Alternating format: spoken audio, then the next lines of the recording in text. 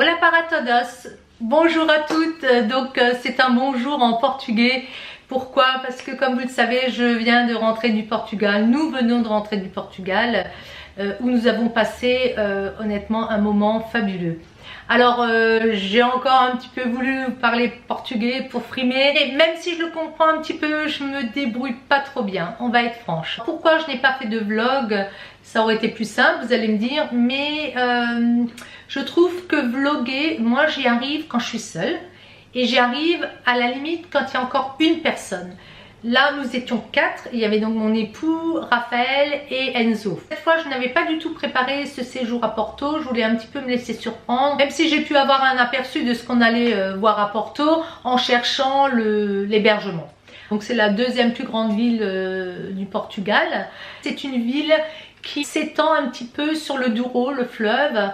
Vous avez deux parties, les deux parties sont intéressantes. Vous avez donc la partie de la vieille ville et autres de Porto, et Vila Nova de Gaia, on a beaucoup aimé également. Je l'avais déjà remarqué à Lisbonne, les gens sont très doux, sont très à l'écoute des touristes aussi, très serviables. Ils parlent très bien français, ils parlent très bien anglais. On a remarqué une douceur de vivre qui est quand même vraiment très intéressante et vraiment différente de chez nous. On s'est senti très à l'aise et très détendu. Voilà, surtout ça, on s'est senti mais... Alors, il faisait beau, forcément ça aide. Il faisait bon, ni trop chaud, enfin, et pourtant il y avait 25 jusqu'à 29 degrés, mais c'était une température vraiment agréable. Nous sommes allés à Matosinhos, c'est une station balnéaire qui n'est pas très loin, je crois 15 km. On est installé, on n'avait plus envie de bouger. Bon, d'abord on est allé dans des restaurants qui nous avaient été recommandés par un ami à mon mari. On en a fait deux très bons. Idem, la nourriture, si vous voulez du poisson, quelques fruits de mer, très bien cuisiné, pas trop gras. Moi j'avais un petit peu peur que ça soit gras, Raphaël aussi. Après on peut choisir. J'ai été étonnée d'avoir peu de légumes parce qu'il y a, vous avez vu, je vous mettrai, j'avais montré aussi sur Instagram, il y a des marchés fabuleux, marché de fleurs, marché de fruits et légumes magnifiques. Nous avons visité la belle librairie Lello.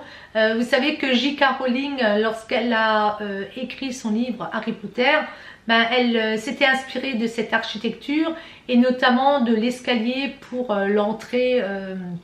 On voit souvent Harry Potter dans cet escalier avec ses amis.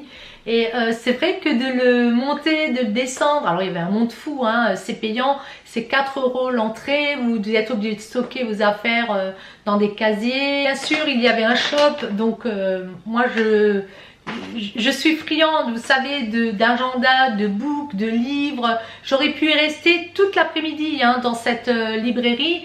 Après, il y avait tellement d'autres choses à faire. Et puis bon, quand vous êtes à plusieurs, il faut suivre. Hein, on ne peut pas être égoïste. Je me suis quand même pris ce book. Alors, je le trouve très beau parce qu'il reprend effectivement une partie de la librairie. Vous voyez, il est très bien fait. Il n'est pas donné. Par contre, c'est vrai que là...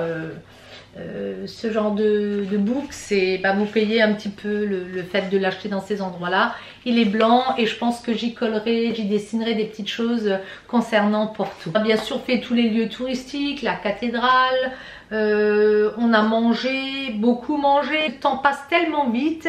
Et du fait qu'il faisait très beau, on s'est quand même laissé vivre.